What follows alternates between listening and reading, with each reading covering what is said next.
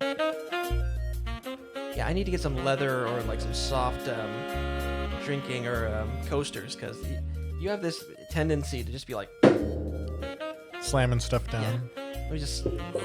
Well, it gets the audience hyped up. No, it does not. Like, all right, everybody. Jesus. Enough of that. Welcome to the show. Stop that.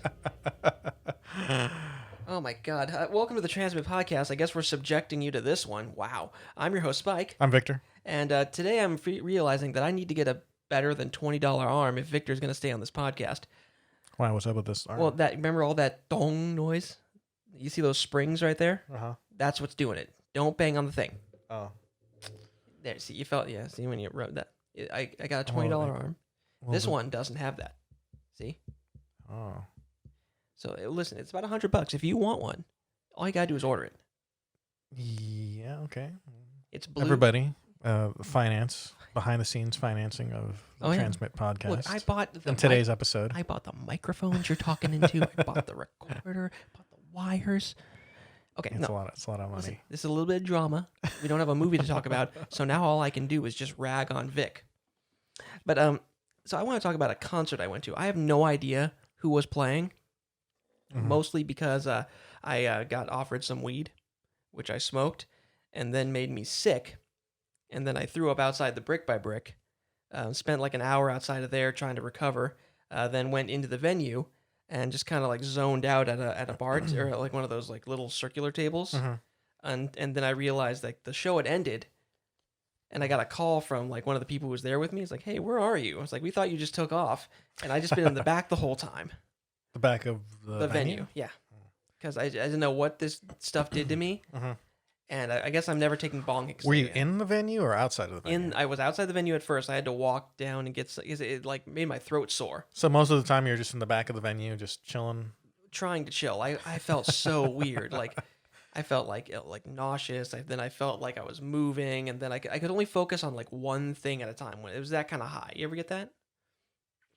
No, not precisely. Basically, I was in this zone where like if I was like watching the band. Like, I can feel the beard I'm growing right now, usually all the time, because it's still very new. But then I was like, I should be feeling my beard. And then I would zone away from that. I would feel the beard, and I'd be like, wait, someone's up there playing music. And then I would, like, I knew on some level I should know I have a beard, but it wasn't there.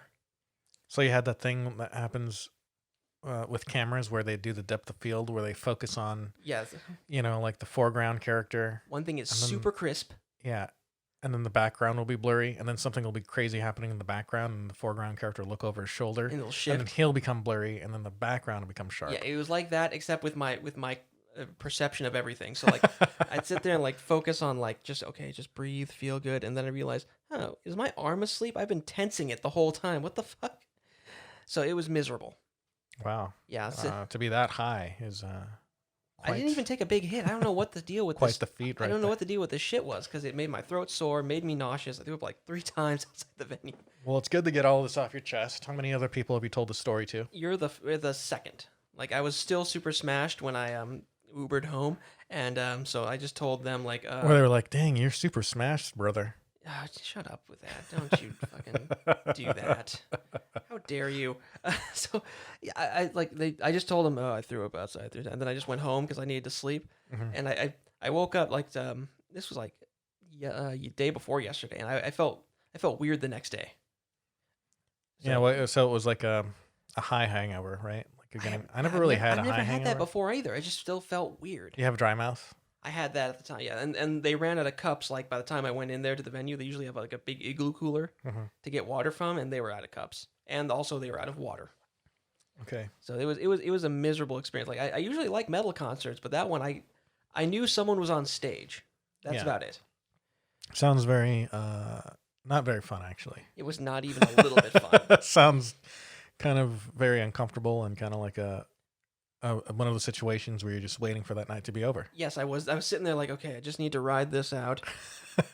I need to, because I didn't want to just like bugger off, and just leave my friends high and dry. But then they left me because they thought I went back to the academy where we met. That's messed up. Well, they called me. They didn't leave me just hanging. They called me. It's like, hey, where are you, man? It's like, I'm by the bathroom. It's like, oh, we left. Luckily, where we left from was like like a 2-minute drive. It wasn't even like 2 minutes to get there. Yeah. So Okay. it was. It's acceptable, I guess. Yeah, it's not.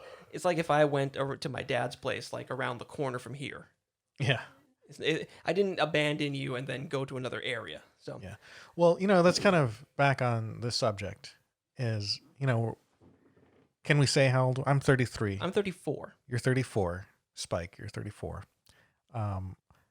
So we're getting to this point where it's like this philosophical question now: is when do we stop doing this stuff? Well, the thing is, I've already kind of stopped. Like you have. I kind of miss kind of going out, getting the thing is, wasted in public, and then I'm usually so good about this. That's the weird thing is like I felt such shame the next day. I'm like, God, I'm 34, and I never get like that smashed or that high. I think I just had a bad reaction to some weed because normally if I smoke a blunt or anything like that, I'll just sit here, watch some videos, and go to bed. It's a means by which to get some good sleep.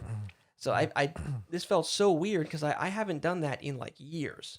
Yeah, no, it's fun. It's funny especially when we're getting older, like when these things happen, it's a very rare kind of thing that and happens. You feel that shame, like God, I am a fucking grown ass man. I'm 34, and I'm outside of a concert venue, just blowing chunks into the dirt.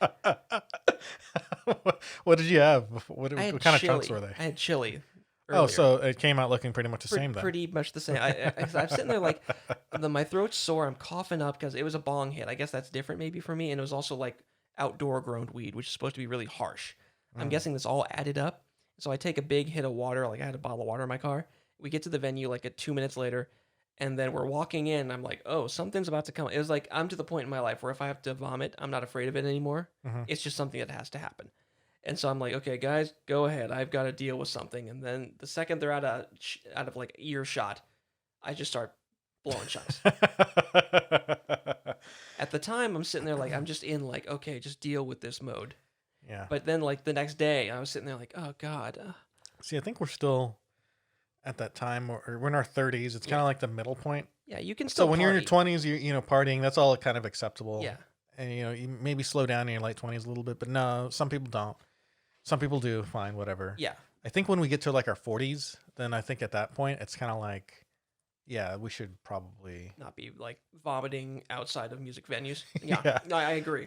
Only if you like had like a 20-year-old girlfriend, and then it would make sense. It's like I had this 20-year-old girlfriend, and I'm 45, and we went to this venue. It's like, listen, I have to keep her happy. I can't be sitting there like, oh no, let's have some Werther's Originals and watch Matlock. Let's just stay home and watch some television. Yeah, you want to I'll cook dinner, because I know how to cook because I'm domestic. Like, this is why you like me, is I'm not the same tattooed asshole you've been dating the rest of your life. I know, like staying home and cooking and stuff, and it's like, listen, I have a 401k. I have a car that runs regularly. It's not like, listen, if you get out and push, it'll run. It's like, and I've got some projects at my house. Yeah, I've got a fence here, that I can tell you about. Yeah, like listen, where I've got the lumber, what kind of screws I'm using. Like, look, I'm gonna dig some post holes, and we're gonna put up a new fence over out the back end. It's gonna be great. Oh my God. Like, hey, I need your help, like fixing the lawnmower too, if you like. I know your young, spry 20-year-old body can. Yeah, you can get under that lawn. Listen, it's a rider lawnmower. I need it because I have a bad hip, obviously. Wow. So yeah, at that point, it's time. If you have to go to a venue to offset your adultness and throw up, then that's acceptable. But if you're doing that, it's without the 20-year-old girlfriend. Yeah, I was hanging out with like several other 30 to 40-year-old people. Well, it's fine, I guess, for now. Oh, God. But yeah, so I don't know. It was a rough night. I was like, I'm sitting there like, okay, like it'd come in waves, like, oh, here comes another wave of feeling weird, and then I'd be like, okay, maybe I can listen to the music. No, I can't. Oh God. I know that sucks. When I remember that would happen to me when I had my whole edible experience. Ooh, yeah. Everyone has a bad edible experience. I had one of those too. Yeah. Well, I don't think I've talked about it on this podcast, but I won't get too much into it. We will one of these days. We'll talk about my edible experience, but it was pretty horrible, and it did come in waves where it was like, oh, cool, it's going away. I'm going to be normal now for the rest of my life. I'm going to be normal. Like, nope, this might. And then be it comes permanent. back, and it's like, oh shit.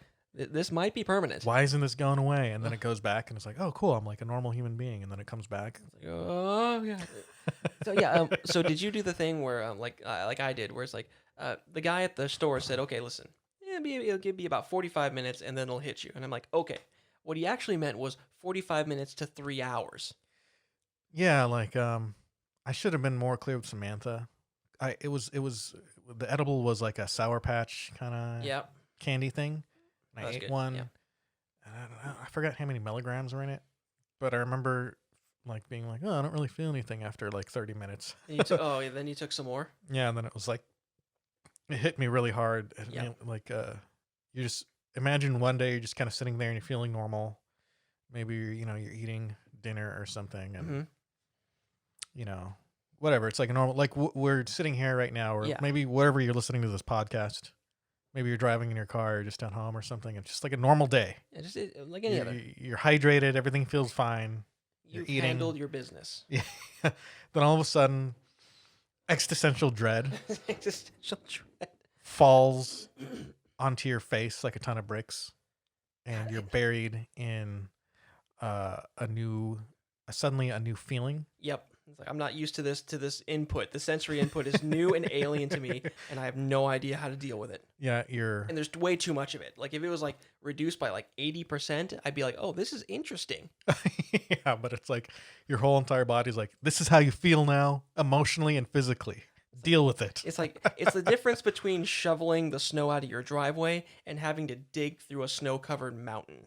Yeah. It's like you're getting through it one way or another. Just one's going to be a lot more difficult to deal with. That's a pretty good analogy. Yeah. Oh man, that's great. Yeah, I had that edible experience too, and that was like, I had like my dad gave me some mints, and each one was like 5 milligrams, and so I took a couple, and I'd set the whole night aside for this. So I was like watching some stuff. I was responsible, and then I was like, it's been 45 minutes. Maybe I'll take a couple more. And then it's like, oh, it's been another 45 minutes. Okay, now I'll take one more and half of one of these cookies I got because the weed had just gotten made legal. And I woke up like at like midnight, and I was like blitzed out of my skull. I had no idea what was going on, and I vaguely realized that this was not going away before work. So I had to call out sick. Yeah, man, I had my edible experience. I feel like it almost took it literally took like a week before I felt normal, like a human being again. Normal again. It felt like I was still recovering from something, man. Yeah, it was like the next day for me. I was sitting there like, okay, I think I feel like I could operate on some equipment of any kind, like a toaster. So, oh God, that was miserable. So I think that although marijuana and marijuana use may be overblown a little bit, and it may not be as dangerous as being classified as like a, what is it? An illegal substance? Like a Schedule 1 narcotic? Yeah, but I think it does have some dark sides to it that are yet to be discovered, at least in some of the periphery weed products. Who knows? Like it was like those black market weed the vape pen things. Like everyone was like, "Oh, vape pens are evil again." Now, oh, thank God! Like all the people were saying like water and tobacco is and nicotine is like the next coming of smoking Satan. They clasped onto that, and then it turns out, oh no, it was just it was an unlicensed product. So if it's not regulated well, you'll have that problem. Yeah, where it's like, oh yeah, some of this is kind of crazy. Yeah. So what I want to do is I want to get into a little bit of news. You want to talk about some things that are a little more cerebral. So what do you say? Well, yeah, I think we've already had a good start. Being more cerebral right now. Yeah, so let's do some news. Sweet news music. Yeah, so what I want to talk about first was apparently Dana Schwartz and South Park were really trending on Twitter. Why is that? Okay, so she decided to take on South Park. Let's see. I've noticed. Where is it? I thought I pulled that up, and I did not. Who's Dana Schwartz? Can you tell us who that is? Well, give me a sec. She's a writer of books, and she does. She's the TV She-Hulk, and here. Let me pull this up. Schwartz, South Park. Dana Schwartz and South Park. I know South Park. South Park's one of those shows for me where she's a She-Hulk writer. And South Park is like first I thought it was dumb, right? I Yeah. thought it was like dumb, and it was like as a kid it was very shocking to me. Even as a child, I was like, this is too much. This is violent. This is dumb. And then as you And get then older, I got older. I was like, oh, this is kind of this sophisticated. is actually this is almost genius stuff. And then as I got older, though, yeah, I was like, oh, it's stupid again. it Because might be stupid. a lot of their later stuff is very reactionary, and they have very Yeah. little information on what they're kind of like riffing on and making fun of. Sometimes, yeah, because they put out a like an episode like in like a week. So like like when they come out with like they have to form an opinion on something and like within 6 days, and a lot of the times the opinions that they form on something Might not be like totally accurate. Yeah, and a lot of the stuff ends up getting dated, even though they're like smart guys and stuff, and they have kind of good opinions on things. I feel like a lot of their stuff gets dated after a while. Well, yeah, one of the reasons they stay relevant is because they like put that out so fast, and they have like such a quick turnaround. Like unlike like a regular TV show where like The Simpsons, you have to like make the season like months in advance. And so what she basically said was that God, I'm saying basically again. What she said was you can't understate the damage, the societal damage, it was the cultural damage that South Park has done. And I think listen, maybe there's something to be said. I think there's something to be said that they may react way too fast. Yes, but saying that you can't understate the societal damage, I think that's on the other end of the spectrum of like absolutely wrong. Because you're sitting there like in a world where it's a comedy show. You know, they're telling jokes. At the end of the day, that's what they're doing. They're telling jokes, and yes, it's about things. It's about their opinions. But you know, if people are taking it incredibly seriously, I've yet to see that much evidence of that. You know. Oh yeah, I don't know how much time this woman spends on the internet, but there is a pretty large segment of, I don't even know, a loud segment of our society who may be kind of small. Yeah, that's the problem. A loud minority of people who kind of take a lot of the stuff they say almost as gospel, and then it transcends it into kind of like a more, I don't know, what kind of people are, what are these 4chan people where trolls? Where like they become trolls, and they're kind of like a neoconservativism on the internet. Where like I don't even know if it's neo. I think it's like some sort of thing where they're just like making fun of people, and like realistically, it doesn't matter who they're making fun of because they'll put out like milk is now like, does it sound like milk, like them saying that like the OK sign is the new white power sign? Does that sound like they're actually conservatives, or there's just a bunch of dicks on the internet pulling a prank on somebody? True, yeah. So I'm not. I don't know. It'd be very hard to nail down where they align. You know, like on that political spectrum, because they're all just anonymous people on the internet. Yeah, because there's a lot of overlap in the Venn diagram for like, you know, the men's rights activists, the incels and stuff. Yeah, and the white supremacists online. And how big is that group? And South Park fans, right? That all kind of like blends together, right? I can see that, yeah. So she's lumping a bunch of people into like a big category that maybe she. And she's also getting kind of dragged for it too. She doesn't really understand. So yeah, and a lot of it is trolls too. Like the whole South Park was the first troll, right? They're trying to like reflect a mirror back on society. Like, hey, you're saying this, and that's one of the this is how stupid it looks to us. That's one of the things. Like she tries to like pretty it up with like saying like cynicism. Like she's trying to say that their message is like cynicism is the only form of intelligence, stuff like that. But realistically, like they've made fun of everybody, and yes, it's like cynicism is kind of part of humor if you want to be able to make fun of everybody. Well, I think her concern is the people who can't distinguish between like South Park's humor and like a strong message. Right. I don't even think they have like a strong message, but some people take it as a strong message, and that's who she's concerned about. She's not concerned about me or you watching South Park. I think she's concerned about people who can't objectively view South Park or something. You know, people who can't watch it and be like, oh, that episode was smart, or oh, that episode was dumb. Like people who watch South Park and are like, oh, like this is all smart. Cynicism is awesome. Well, besides, has she seen Rick and Morty yet? Because I'm sure she had some things to say. She probably has some stuff to say about that. Yeah, like Rick Sanchez. Rick Sanchez is like that's more of like a psychological character study than anything else. Because like South Park is a lot about our society. Rick and Morty seems to be a lot about like like someone's like personal psychology. Yeah. So it's a very introspective view, and it's both, you know, and it's the same thing. Like, you know, you're tackling a really tough subject in a humorous way, but it's also this note of darkness and sadness, and the only way to deal with that sometimes is to laugh. Yeah. And I think it's easier to say like these people are causing society's downfall than saying like, well, we have several wars in the Middle East, and like the media is openly biased at this point, and our political system is kind of a mess at this point, because it's like it looks like Bernie Sanders, they're trying to like nudge him out again. But it's way easier to say South Park is like destroying our culture. I agree with you on that. It's way easier to say, no, this comedian, let's shut him up, than it is to say, maybe we should let like the cards fall where they may politically, as opposed to letting big money donors and like the media decide who's going to be our next president. Yeah. Corporations kind of run the media, and corporations run our politics.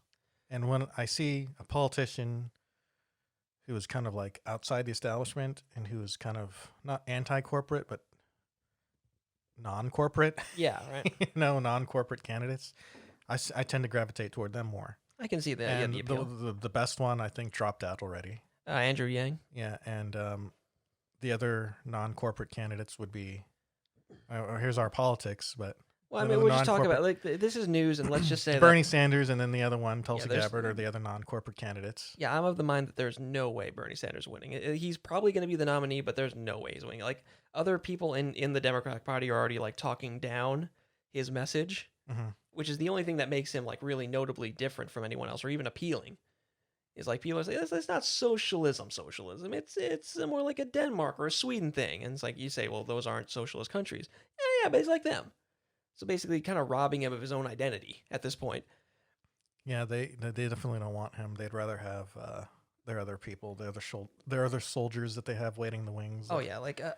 Buttigieg and Klobuchar. Yeah. That's who they'd prefer. They'd really prefer. Realistically, I think Biden had the best chance of beating him out of all of them. I mean, it's a kind of listen, honestly, I think it's a weak field on the Democratic side this year. Yeah, I mean, it is. I'll agree with you. And Joe Biden... like the most normal... That was actually surprising that Joe Biden kind of isn't doing so well now. Well, once you see, like, he can't make his way through a sentence anymore. I know. You can kind of see, like, honestly, like, and also, like, the world has seen him pretty much molesting women and girls on camera. Yeah, so you've got, even with the power and the backing of the mainstream media, Joe Biden still couldn't that's the great thing win an about election. How possibly, like, corporate structures aren't really controlling our politics as much as they used to, let's say. Because you can't, like there's too much democratization of information out in the media, or, out on the internet now. So you can't just have, like, the corporation or, like, whatever, like, media entity just say, this is who is good. Because now everyone's like, we remember Bernie, and we remember, like, Joe Biden, and we don't like him. He's a doddering old, like, corpse, basically. I'm pretty sure there's a Weekend at Bernie's thing going on here. Oh, my God. I'm, like, 70% sure, like, he's on strings. Joe Biden. And he seems like Joe Biden, the person, seems like a good guy, genuine guy, but just don't let your wife around him. People don't trust him. I guess, yeah, true. Except for that part. Other than that. And other than the fact, like, yeah, otherwise, yeah, he cannot campaign. Like, and for some reason, the one thing he should have going for him, which is Barack Obama, should be endorsing him, honestly. I'm shocked he hasn't. They pitched themselves as great buddies. Remember, like, there's pictures of them like hanging out and laughing and joking. And that was more like of a meme kind of friendship that was created by the internet. I guess so. But President Obama has just been like, I am done with this bullshit. Yeah, and so, good for him. It's tough. He'll probably come out and endorse the nominee. Probably, yeah. He'll be like, "Hey, I was endorsing this person the whole time." Yeah, retroactively. Let's see, who's the other? So we have Biden. We have Bernie Sanders. Let's see, Buttigieg. He's never gonna win. He's the guy who tried to, like, regulate soda. Yeah, Buttigieg is totally. If he gets the nominee, like, in wrestling lingo, he's totally a jobber. Yeah, he's just kind of like cannon fodder for Donald Trump. Like, if anyone gets the nomination, they're just all jobbing out to Donald Trump, pretty much. Oh yeah, like, at this point, like, who's the last one? I'm totally spacing the name here. Oh God, it's been a long day. The Klobuchar. The Tom Steyer. The one person who's in that top four, the woman, Elizabeth Warren. there's no way she was like winning, especially after like she got caught lying like big time.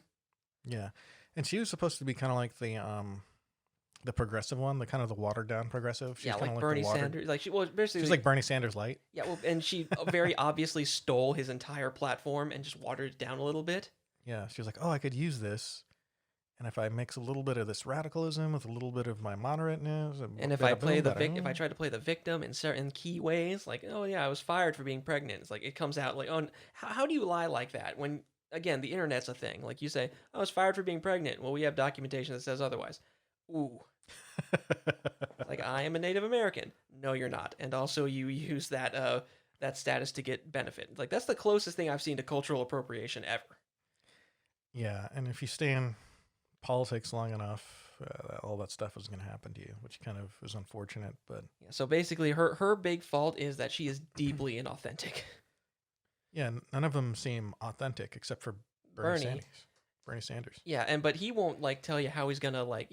He's authentic until he stops talking about things, because then he'll say like, "Hey, didn't you say we should nationalize huge portions of the American economy?" Well, that was like 30 years ago. Yeah, you're in your mid-30s. Are you going to disavow that? It was 30 years ago. Don't worry about it. How are you going to pay for this? I'm going to pay for it. It's like he'll say we're going to tax you, but he won't like say yes, it's going to be an increase on the middle class. Yeah. So he's got a few issues. At least he's anti-establishment. Yes, there you go. Listen, I'm not saying like that's how Trump got elected. He was anti-establishment. Everyone's seen the same Republicans their entire lives. Yeah. And he was the one willing to slam the media that called every Republican or conservative a racist hick. Yeah, I always think it's funny. Like, imagine if like you're in another country and like you're watching America. From afar. It's like, yeah, there one for like 8 years of America's history. It's like, oh yeah, they built walls. They've amped up the military. They got strong borders. They're cutting taxes on the rich and corporations, and then that's the weird thing is I got that tax break too. That was the great thing. Like, well, I understand. Like, yeah, taxes go down. Like, it's that cyclical nature. Like, we're gonna get like another 4 years of Trump probably, and then we're gonna get 8 years of a Democrat. I know, and then it swings violently the other direction. It's like, oh, now they've got like socialized health care. Yeah, it's like, they're tearing down the wall. Oh, they're tearing down the wall. The military is going down again. It's like, well, that's kind of the problem. Is like, that's just a lot of that is the perception too, because remember, they say Trump is evil on border security. If that's your belief, fine. But remember, no one talked about the fact that like President Obama, his administration was tear gassing people at the border monthly. All those problems just kind of disappear when there's a Democrat in office, and it's mostly the media just not reporting on certain things. Yeah, it's and look, they definitely have their narrative. It's all bad. No, I'm not saying like, oh boy, this is great. There's not a lot of really good answers when it comes to things like illegal immigration or crime or stuff like that. There's sometimes answers that are just kind of hard that you have to muddle along with. And actually, both sides are actually very strong on war. They're very. Oh yeah, like President Obama, for all the talk, he was the first president who had like 8 years of solid war and opened up new wars in new countries. Yeah, we just don't talk about it. So there's definitely like a Democratic war playbook that they want to like minimize and not really talk about, but there's definitely. Well, yeah, if there was an equal number of like conservative outlets as there are liberal outlets, you basically see like people flipping their opinions and what's being like reported on every 8 to 4 years, basically. Yeah, conservatives and liberals are Democrats and Republicans. They all have a narrative. All hawkish. They're all very hawkish. Yeah, and they all have a narrative that they're trying to push and things that they won't cover. That's why I really don't like mainstream media that much. You know what? But they still are very powerful and still very successful. Yeah, they were able to edge out Andrew Yang, and they're able to make it look like, by not reporting on him. I was able to kind of learn about some of this stuff just following his campaign. If he had gotten as much media support as like Buttigieg and Amy Klobuchar, he would have. Oh no, he would have been a solid candidate. No, yeah, I think he would. Yeah, I think he would have gotten at least third place. He's a guy I'd support. Like out of these group of clowns, like they're left standing. Yeah, I would have supported Andrew Yang over all these assholes. But their narrative is electability, and a lot of people don't really a lot of people they interview. They don't really vote for like their choice. They vote for who they think is going to win. It's kind of a weird thing. It's like instead of making your voice heard, they'd rather just vote for someone who they think is going to win. Well, especially right this year, because for all their talk of like hating Trump, he has a strong economy to fall back on, and we're a lot more secure, especially as far as like North Korea not doing a lot of nuclear testing anymore. Middle East is like actually winding down combat wise, Yeah. which is why they're not talking about those things. No, the economy's always going up though. The economy's is right now remember, it's its best. It's stock market is breaking all-time highs, GDP breaking all-time highs, unemployment all-time low. Yeah. If you look at those three measures, the economy is doing great, and I don't think the Democrats know how to swing that yet. Yeah, they can't. Well, they just can't. And realistically, if like a Democrat was in office right now, they would be saying, "Look at the great job we're doing," and the Republicans would be saying, like, "Yeah, whatever." they would be shifting to things like, "Oh, look what this guy said," and it'd be a bunch of kind of fiddly bullshit. Yeah. So like, that's kind of the problem right now. Both narratives actually kind of suck, and it's both narratives aren't actually helping progress our country in any kind of meaningful way. So I think that is the damage that Trump has truly done, is like finally, like the Republicans just said, you know what, you're calling everyone we ever put up a racist, bigot, homophobe. Well, here's someone who's crass, mean, and basically a douche. And you can call him a dick all day long. We don't care at this point. Yeah. But that helped polarize our politics even further. Yeah, and it sucks. Like we're like more polarized than ever before, I think, right? Yeah. It feels good. Like for Republicans, it feels great because they finally have someone who will say, "Hey, CNN, you're a bunch of dicks." But also, it doesn't help that he's doing that because it's just cathartic more than anything else. Yeah. That's as far as like the moral leadership that Donald Trump provides for the whole country, it's not really there. Not that much. The healing nature of like a president to like kind of bring everything. I wasn't there for Ronald Reagan, but just hearing the sentiment that he actually had really good support on both sides. Mm-hmm. He was able to kind of like bring everyone together. Oh yeah.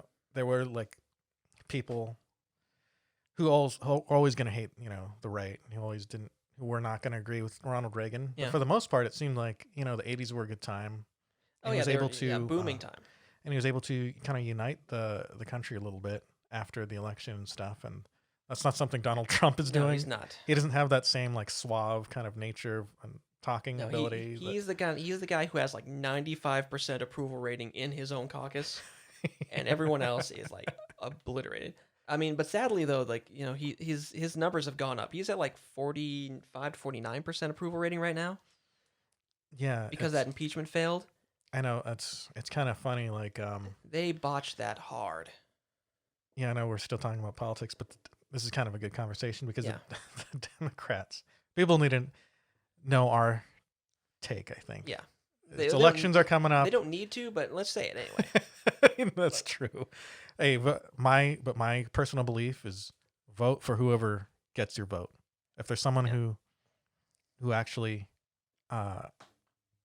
convinces you to go out there and vote for them, vote for that person. Well, yeah, whether they're right, left, or middle, I don't care. Well, my view on like what the vote is, it's not just your once every 4 years political speech token. Mm-hmm. If somebody doesn't deserve it, don't just vote for them because they're conservative or they're Democrat or they're whatever. Yeah, vote for someone who's earned your vote. Vote your conscience, because realistically, the party, you owe nothing to those parties. You really don't, and realistically, that your vote in like if you can't find yourself really in any normal year voting for anyone, just say, you know what, fuck it, because it's not the last election. The country's gonna last another 4 years. It's gonna last another 8 years. We're gonna be here for a while. Yeah, if the certain guy couldn't get enough people out to vote, you're kind of making your voice heard. Yeah, or right. Also by not voting, or like writing someone in, like Andrew Yang. But like it's funny how back to the Democrats, they thought this was gonna they were gonna get rid of him. His approval rating was gonna go down and everything. They were gonna win. And the exact opposite effect. They forgot. Yeah, they forgot what happened with. They forgot what happened with Clinton after they tried to impeach him and it failed. Yeah. His numbers went up. Yeah, it's like this whole like reversal of everything that was going on like during the Clinton impeachment hearings. Like now the Republicans are the party of like innocent until proven guilty, and the Democrats are like super law and order now suddenly. And it's so weird. I've seen this show before, and I'm less than impressed, honestly. Yeah, it's I don't know, for lack of a better word, really kind of dumb. Yeah, well, right? they should have had a crime. Listen, what they could have done with what they had on him, like the abuse of power and obstruction of Congress, it's censurable. It wasn't really impeachable. If they'd censored him, they probably would have taken a hit to his numbers, or his approval numbers, and they would have had a victory going into an election year. So the last impeachment trial that he had, it was right before or after his State of the Union address? It went right up till after, I think. Basically, they wanted him to have like this looming over him. That's why they pushed it back. Oh. So they'd have to deal with it, but he knew he wasn't going to be impeached. So yeah, then the next day after his State of the Union, he went to the impeachment trial, and he just dropped pitch deuces. He wasn't impeached. Yeah. Right? And yeah, and we all knew that was where it was going. They just wanted to make this big circus last longer. Yeah, and during that time, all these politicians weren't like conducting government business, which I really, really liked. Yeah, so for me, Donald Trump is like kind of that double-edged sword where it's like it is refreshing that someone from the outside, from against the establishment, was able to just kind of like a wrecking ball, completely destroy any narrative that was trying to be created, completely swing The man is Teflon. Like everything they say about him, we it's already baked into the cake. We know. Yeah. But what I don't like, he's not very life affirming. He's not very positive force for the world. No, he's not. I mean, for our culture, no. No, he's not. He's not good for the culture. Yeah, for the United States. That's the problem. Like, we're gonna get 4 more years of him, and I think I could have sworn people would freak out when he got elected for maybe 3 months, and then we'd go back to normal. I had no idea that this shit would be going on till now, and if I have no idea what'll happen if he gets reelected, which I'm pretty sure he will. Yeah. I really don't want him to be, but he's gonna get reelected most likely. If these are the people they're putting up against him. Yeah, the country hasn't really changed that much. Yeah, well, I kind of feel like looking at everything that maybe some people are disaffected by Trump. Some people are like, yeah, it's not what I expected, Yeah. But for the most part, the things that got him elected are still here. The people that want him are still here, and everything and the whole media. The media bias that got him elected is still here. Everything is still here for him to become. Well, yeah, because he's the first one to say, look, even CNN, who pitch themselves as down the middle, they're nakedly biased at this point. Yeah. And they're just so angry that they can't change their tone, and just if they toned it down and just pointed it reasonably at his foibles, his weirdness, it'd be fine. If they did, if all they have to do is run someone moderate and not act insane, and they'd win this election. And Trump is also kind of like a real life version of South Park, because he was able to point out to all of us how ridiculous politics today are. Oh yeah. He's a literal caricature of politics. Yeah, when no one is saying, "Hey, look how weird this is," it's all just the system, Yeah, so everything that Donald Trump did was actually fair game, pretty much. So. He was able to ride the wave of kind of political division that we've had for so long. I think the way someone put it was, Trump didn't kill politics, but he did pronounce it dead. This shit was already broken by the time he got there. He's just the final. He's the final end result. Yeah, if he was never here, would have been someone else, and they would have been all doing the same thing, maybe to a less bombastic kind of probably style. But it's all the same. He played pretty. He played pretty much by the same rules that everyone else created, except just clumsily. Except he did his own thing where he bent the rules a little bit, where he was able to say shit that would normally get someone knocked out. Oh yeah, of the election, but it just made him stronger. God. And he was able to pretty much use everything that has been created, all the bad stuff actually in politics. Oh yeah, to his advantage. He didn't create any of that stuff. No. He just used all of it to his advantage. And punched harder. The man is he's a counter puncher. And sometimes, he punches people who deserve it. And other times he just swings wildly and hits a baby. And it's always entertaining to watch, at least. This is a very interesting time politically. I think it's gonna chill out in the near future. Like in another 4 years, it'll probably chill out. I mean, I hope so, but I hope no one forgets like the lessons that. Hopefully not. Well, I hope like this is a true lesson. I think. Yeah. I think Donald Trump is a true lesson to our nature. Yeah, right? what I always say is like he is our penance for like for the hypocrisy, for letting people get away with just naked bias, Yeah. for the lies and all that shit. This is what you get when you let like societally all this shit go unnoticed for your political convenience. Someone will come in like a wrecking ball and use that system against you. Yeah, and he's not really like a hero though. He's very No, he is just a force. He's almost like the Joker in the Dark Knight Rises or the Dark Knight. Yeah, he's and it's kind of I hope that like something can change because of this. I think it will. I think people are going to hopefully start to realize that Twitter is not real life. Yeah, for Twitter, one. Twitter, unfortunately, yeah. Well, Facebook and Twitter are not fucking real life. True. So all the outrage and all the shit that politicians and companies think that is like a real life issue, they're fucking not. It's true. Yeah, the internet is not like, real life. I don't even know. Like I've heard like some statistics that say like 80% of tweets are just made by bots at this point. That could be true. I've heard somewhere like it wouldn't surprise me if you found out like I don't know, like I'm betting more and more like shit on Twitter is just like especially like the outrage stuff is probably ginned up. Yeah, it's the algorithms. You get a bunch of people together to get something trending. Yeah, and then that seems like a big amount of people, but really lots of things get trended. Right. Lots of things get trending, and then also there's a lot of voices that don't get heard on Twitter. So like it, you're likely to hear stuff from the left, right? Oh yeah. Get trended high, and then everyone says like, "Oh, look, this is trending #1 on Twitter." Like, unfortunately, Andrew Yang has been trending a lot on Twitter as #1. But then when you see like the real life results of it, it's terrible. Oh yeah, I bet 1% here, 2% there, and yeah, and that's the thing. Like okay, Twitter isn't real life. It's not even close. But we're gonna treat it like it is for another few years, and I think well, it depends because if it's to like the mainstream media's detriment, they will ignore anything on Twitter. But if it's like, oh, it's positive for us. Well, you notice that they're trying to push more laws to like if there was some anti Bernie Sanders tweet going out, like Bernie's a socialist or something, that would be even the totally reported on CNN and MSNBC, and that would be like they're like, oh, this is working for our narrative. Look, everyone hates Bernie Sanders now. Yes, it's trending on Twitter. We can push Buttigieg now. Yes.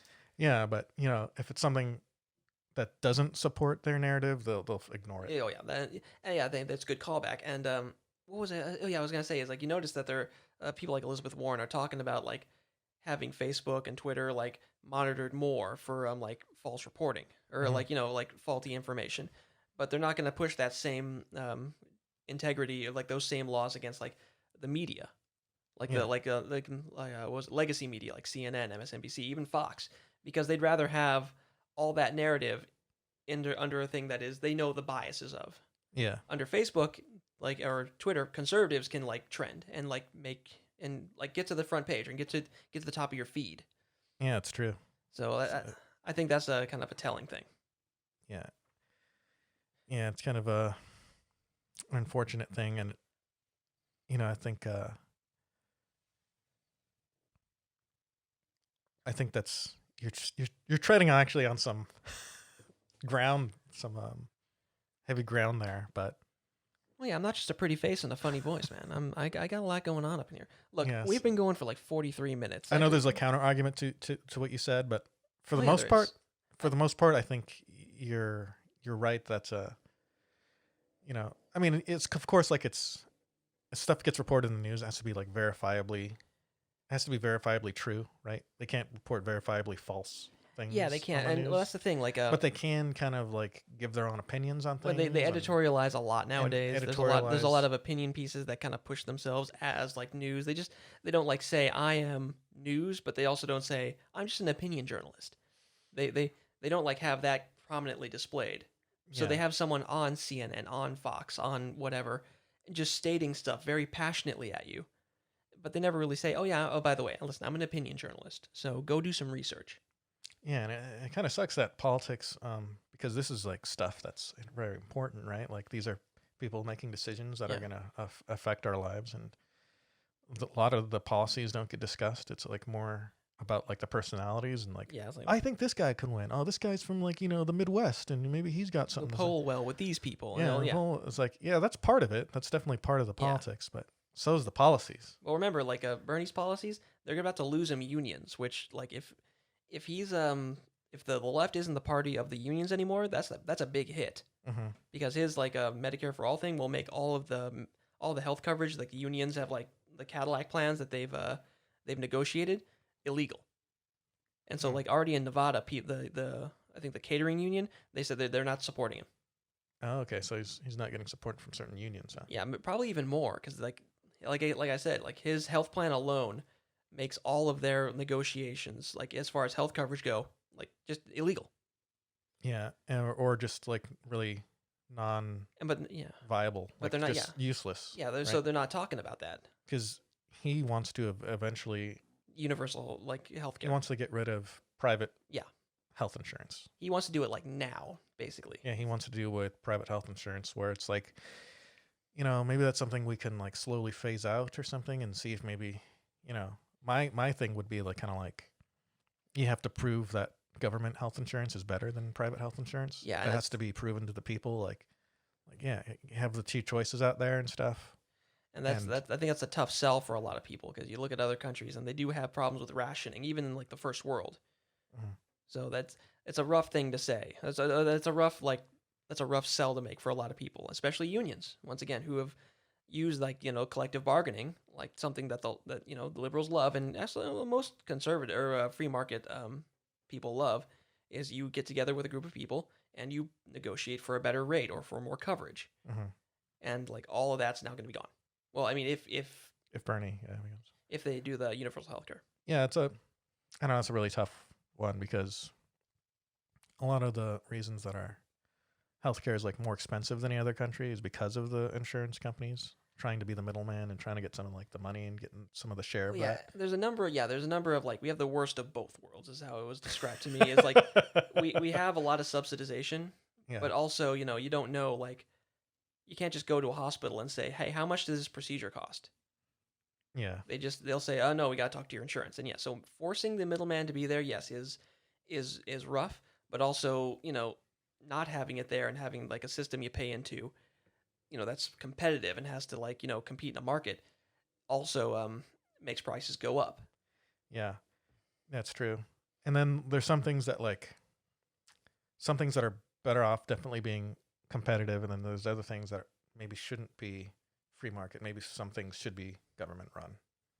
Oh, you mean like law enforcement and stuff like that? Like, like prisons, like maybe private prisons aren't a good idea. Maybe that should be government. I can see the argument for that. Yeah. I don't know. There's other things too. Like maybe DMV should be private. I think that at least there should. I think there should be a public option or a private option. A private option for the DMV. Yeah, let's see how that works. Hey, listen, before you say let's go full healthcare, let's have an option. Let's do a public or a private option for the DMV. Yeah, let's do that.